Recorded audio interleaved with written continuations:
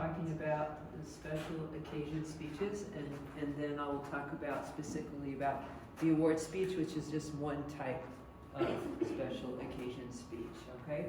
So special occasion speeches, here we are. So here's a list of them. So there's speeches of introduction, there's presentation speeches, there's acceptance speeches, and there's commemorative speeches. So I am going to talk about each one of those with a separate slide and invite you to add some of your own ideas to it as well, okay? So one type of commemorative speech is when you introduce a main speaker to the audience. So you might be asked to do this at work. People bring in, different types of speakers to come in for different reasons, motivational speakers, people to train, people to do commemoration, so on. So you might be asked to do that, and it's an honor to be asked to do that, so it's really cool to get to do that. Some of you might even get to do it here if you're any school organizations, if you belong to them. If even at religious places of worship, churches, synagogues, temples, places like that. So you never know when you might get asked to introduce a speaker. So it's really good to be prepared to do that, right? So some ideas about what you want to do is, first of all, you want to be brief. You don't want to go on and on because the main point is to get them up there and get them talking because people have been waiting for them. You want to be accurate, and you want to get the people's biographical information that's relevant for the occasion and relevant for your specific audience, right? So you want to either talk to that person beforehand. You can talk to them on the phone. If they're pretty well known and they have a website, you can get information about them from that website to see, what's important. And if they've written anything, you might want to look at summaries of what they've written and so on so that you can talk about it.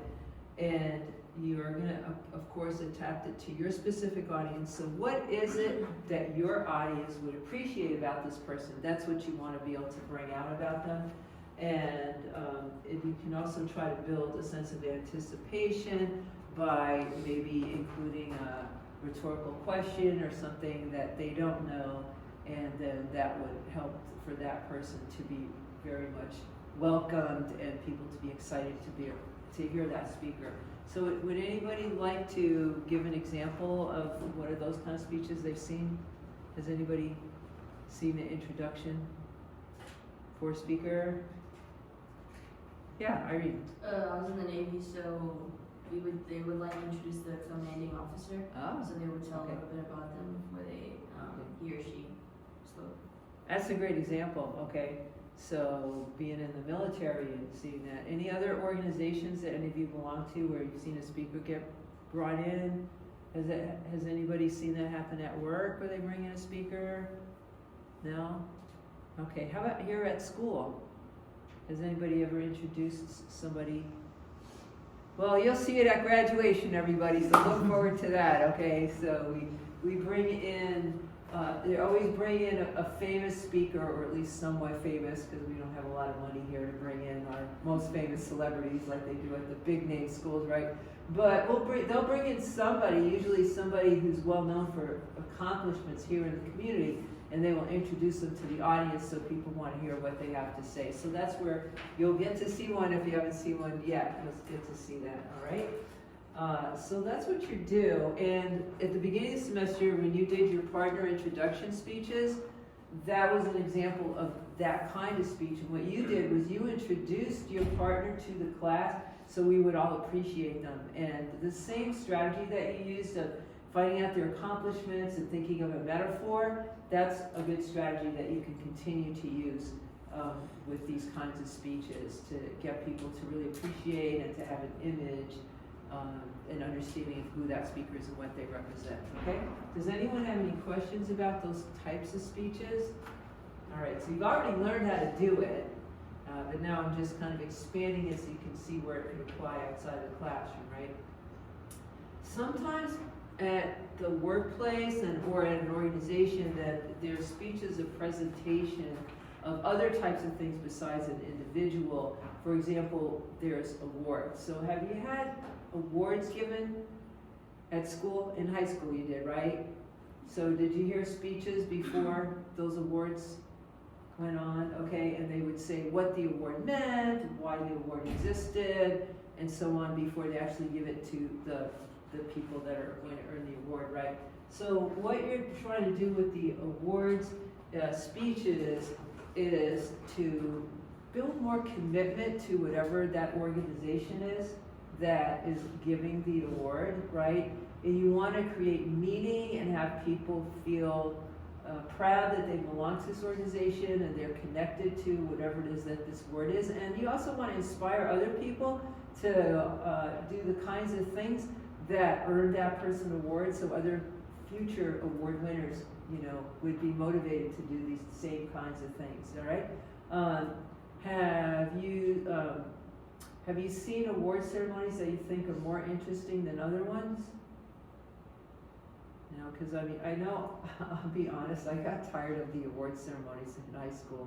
I played on every sport every season, and so there was always, you know, at the end of the year, all the award ceremonies, and it was, to be honest, it was boring, right? You're just waiting to get the awards and leave. So you can make it more interesting if you are involved in it by giving better speeches, and I think that's what my teachers and principals didn't do, is think of ways to, you know, to spice up those speeches to make it more interesting for people. So you want to apply, again, these same strategies. Think of the most interesting things to say. Your language strategies, using interesting language to make it interesting to hear about it. Using images, vision, helping people visualize what you're talking about. All these kinds of things will make these kinds of speeches more interesting. Right? Okay, so you are going to be doing this because we are going to be giving awards to the people in class, and you're going to be interviewing each other to figure out the content, what you can talk about. And it's going to be similar to the presentation speech you did at the beginning of the semester, and in that you're going to interview them, you're going to figure out a metaphor that applies to whatever their accomplishment is that we're going to give the awards for, and try to make it interesting for the audience, okay? So this will give you experience doing it. Very good. Now we're going to move to acceptance speeches. So acceptance speeches are the ones that you get when you are the recipient of the award. You're going to get to do that with our little award ceremony that we're doing in class. Now, how many of you have watched the Academy Awards or other kinds of celebrity award shows? Yeah? So what have you noticed that the people receiving the awards usually do? They thank the people that helped them. They thank the people who helped along the way. Okay, who else do they thank? Family, okay. And who else they help? Who else they The thank? speaker? The speaker. Well, they're getting an award, right? So they are going to give thanks to the organization that is giving them that award, right? So I want to thank the Academy, you know, I want to thank my director, I want to thank right, all these different people. So you want to recognize the organization that's giving the award, and you can talk about what makes that meaningful, right? What is it that makes getting that award meaningful to you, and as well as just thanking people, right? So again, it's building some more appreciation and more recognition of this community that we belong to, right? So when people get an Academy Award, they belong to the Academy, this group of people involved in the motion picture industry that make this wonderful phenomenon of films available to all of us. So you want to keep on inspiring people through showing how meaningful that is. So you want to show the meaning of the organization as well as thanking the people that helped you along the way. And then with awards that you might be getting, you can also talk about some interesting little known facts about you that helped you, or a stumbling block that you overcame that helped you get this award, right? They're typically short, so you don't want to tell a big long story about it, but some interesting facts. So an example is, I went to the Women of Achievement Awards in San Jose, California, and the coach for the Stanford women's basketball team got an award, and she became the Olympic women's coach. She's a really great coach, right? And when she got her award, the little known fact that she gave was that when she was a kid, her parents would tell her she was wasting too much time playing basketball because she'd be out there shooting baskets, and sometimes she would do it instead of her homework, and they would like yell at her and tell her to quit wasting her time, you know. So here she is, one of the greatest women coaches in the whole world because of all that time, and so the audience really, really laughed, right? But she just spent a really long time talking about her own history in basketball, and you know, what she went through and so on, right? It was just like, hey, you know, my parents told me I was wasting my time. Well, I showed them, right? So it's an interesting fact like that can also spice it up, and humor always is appreciated. All right, so now we have speeches of commemoration, and these are speeches that pay tribute to specific people or events. They are even done for things like buildings, right? Has anyone ever been to the opening of a brand new building that's been built? Okay, you were in the Navy. Were there any ships that were commemorated? A brand new ship, well, you know, you've probably heard of ribbon cutting ceremonies, right? Those are commemorative ceremonies. So we're all excited about the opening of a new building. Let's say a community has been raising funds for several years, and they finally get to build this community center where the whole community can come and use the center, and it brings everyone together. It helps to promote the causes of the organization and builds stronger ties within the community, right, to have that. So we would commemorate the building, not because it's a set of brick and mortar, but we would commemorate the building because what it means, what the community did to actually have it come about, and what it's going to do to continue to strengthen that community, right? That's why we're commemorating it. How many people have been to an event for Martin Luther King's birthday? Anybody? Okay, why do we get that day off? We don't get to start school on a Monday when it's Martin Luther King's holiday, right? We have to wait. Why? Why do we celebrate Martin Luther King's birthday? We commemorated why?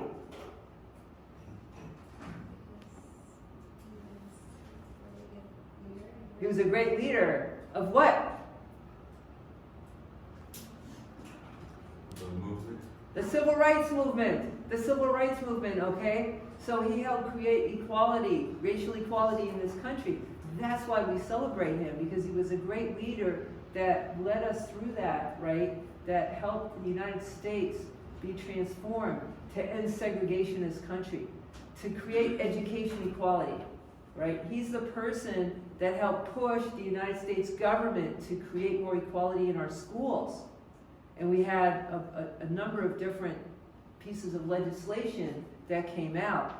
I think it was Title II, I could be wrong on the title numbers, but Title II, Title VII, these were things to try to guarantee that students, no matter what schools they went to, were going to have equal education. These things did not exist before this legislation, okay? That's why we commemorate Martin Luther King. So a lot of people go to events where there's speeches, where there's other kinds of cultural festivities that might be going on to commemorate this great leader that we had. How about Cesar Chavez? Does anybody go to any events that celebrate Cesar Chavez? Okay, so that's something local. That's our state. That's our geographic area, right? So we have a lot of farm workers. I see farm workers every day when I come to school practically. Yeah? Okay, those people that put the food on our table. And workers' rights because they were not being paid a good living wage, right? And he helped to build power for those workers and for all workers in general, right? So we commemorate these things that are really important to us to keep it going. How about 4th of July? Why do we commemorate that? The what? Independence, right? Independence Day, right? So all of these holidays are commemoration events. We have the day off because we're supposed to be commemorating it. Now I know for a lot of us, 4th of July means barbecues, all right? But there's a reason why we do this. It's to celebrate the birth of the nation. So that's what commemoration is. So when you do speeches about that, you want to remind people of the meaning of these events and specifically how they are meaningful to your community that you are speaking to. So audience analysis, what's important to your audience, and then what is it about this person, place, or thing that's special and important that we commemorate it, okay? So those are the kinds of speeches you might be asked to do. And then, okay, now, so here's some guidelines for that. So you want to inspire the audience. We want to heighten their appreciation, again, for the event or the person or place or thing, right? And we want to adjust the content and delivery to fit the situation and use language creatively to make it interesting. Now, some other kinds of commemoration events that are really important that you may be asked to speak at or at a wedding. Has anyone done that already? Sometimes I have students that have been asked to do a wedding speech and they do that, right? So it's the same thing. Who are you building it for appreciation for? The couple and The guest. the guests, but and who else in particular? So if you are the best man and you have to do a speech for the groom. The groom, right? So what do you try to do in that speech? To make people laugh. Yes, I think that in our country, humor is very important, so we do make them laugh, and what else? Try to state your relationship, like how you guys met, why you're like the best man, and then like, I just went to a wedding festival. Oh, you have it Yeah. fresh, okay. And then like, I think they're like a cute couple or a good couple because like they balance each other out. Very and, good. like, just, yeah. Okay, very good. Okay, so you'll talk about that groom and what makes that groom a special person. You'll talk about the couple. You will talk about what makes the couple a good couple in your eyes, you know, and those kinds of things. So we build appreciation for the wedding. That's what we do at the wedding. Now, how about funerals? Talk about the best qualities of the person. That's right. The best qualities of the person. Yeah, the best qualities of the person. So they're, depending on who's speaking, sometimes there's one key person that's asked to speak, and then other times other people will also be invited to speak. So if someone passes and you're invited to a funeral, you might want to think about things and put together some thoughts of your own to share in case you're asked to, because sometimes you don't know if you're going to be asked to, and that can feel more comfortable when you've had some time to think about it and put some words together about what you appreciate in that person. Another kind of ceremony now is people have what's called a celebration of life. Instead of having a funeral, they will literally just celebrate all the wonderful things about this person and their life, right? So that's a place where typically a lot of people are asked to come and speak. So you can be prepared for that by thinking about what positive contributions this person has made to you personally and to their family and to their community. All right? So that's in sum the kinds of commemorative speeches that I'm aware of and that are in your textbook. Can you think of any other types of special occasion speeches that we haven't talked about? Did I leave any out? Okay. All right. So, all right, very good. Now what I'm going to do is I'm going to actually show you a film, a video of a commemorative speech. So what I want you to do when you're watching this example of a commemorative speech is I want you to keep track. I want you to make a list of the speech components, this public speaking components that we've talked about, and any strategies that you see Billy Crystal using when he's giving the speech in honor of Robin Williams, his commemorative speech for Robin Williams, okay? So keep track. What do you see him doing? What are some ideas that you think you can use too doing these types of speeches, all right? Okay, I'm going to start this.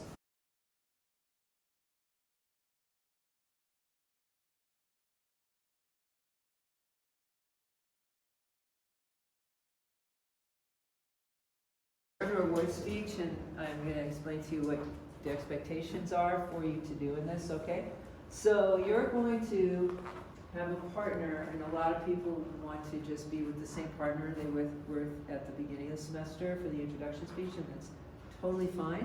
Some people have lost their partners, so you need to talk to me so that I can connect you with somebody, because we have lost some people from that. So you're going to prepare a short, engaging, commemorative speech about your partner. You're going to apply your listening skills because you're going to interview them to get your information about what you're going to talk about, okay? And you want to use a metaphor, like Billy Crystal did, like you did at the beginning of the semester, to symbolize what you see is the key to your partner having accomplished their goal. So what's the award speech going to be about? It's going to be an accomplishment that you've achieved either this semester or throughout this year, past year. Think of something that you've accomplished that you're proud of. And it could be anything. I think you all are very hardworking people. A lot of you are working and coming to school. Some of you are taking care of family members and going to school. And you have other responsibilities. Some of you are in clubs, some of you are doing sports, right? So you are balancing a lot, and I don't think you get a lot of credit for what you do. So I want you to think about what's something you're proud of that you've achieved this semester or this year. Share that with your partner, then your partner is going to ask you questions to see what is it that allowed you to be able to accomplish this goal that you achieved, and the partner's going to do a speech about you, right? It's short. It's only like a 2 to 3 minute speech. So it's not going to be long, but you want to encapsulate what's important about the award and the achievement, what it is about your partner that allowed them to achieve that. Is that clear? What your mission is? Okay, very good. All right. Now it's only 2 or 3 minutes. You use your 3-part framework, which is the what? Introduction, body, conclusion. All right, you know that now. Okay, so you're going to apply your metaphor, so just reflect on that partner's experience, think of a metaphor, and then you're going to have a key phrase. You're going to have a full sentence preparation outline as well as just have your own speaking outline, right, that you're going to use, which would be key phrases, so you don't have to read this. It's short, so you're going to have practice not only this last turning point and a persuasive speech that's 7 to 9 minutes, but which are long. This is going to be shorter, so see if you can really use those keynotes instead of reading a whole preparation outline that some of you have continued to do all semester. You want to really make good eye contact in the speech, okay? So it's 2 to 3 minutes, and it's extemporaneous, so I don't want to see anyone reading the outline, okay? Now the acceptance speech, you're going to accept the award. That speech, you do not have to turn in an outline. I would recommend that you think about it and write down what are the things that you want to say, but it can be an impromptu speech. We haven't done any impromptu speech this whole semester, and so that might feel a little intimidating. So go ahead and prepare something. And remember, you want to bring us to appreciate the event, and your classmates who are the people that created this opportunity for you. This class created the opportunity, right? So you want to say something about that, and then also anything you want to say about this award and what it means to you, and anything that you want to bring up that maybe is a little known fact about how you were able to accomplish this goal, okay? So those are that's for the acceptance speech, all right? So your introduction has all the same usual parts for it. You want to have a powerful attention-getting device, a strong central idea, and a preview of your main points, particularly for the presentation speech, not the impromptu speech so much. Then you have a short speech, so 2 main points is probably enough for that short of a speech, 2 to 3 minutes, okay? And then you want to have a conclusion that has that summarizes your main points, okay? It leaves us with a memorable statement or memorable image, the way that Billy Crystal did. He left us with that image of the star, and that he might not be with us now, but he's still one of those stars. Okay? Does anyone have any questions about this assignment? Anything at all? All right then. I'm looking forward to these. These are some of my favorites last semester, okay?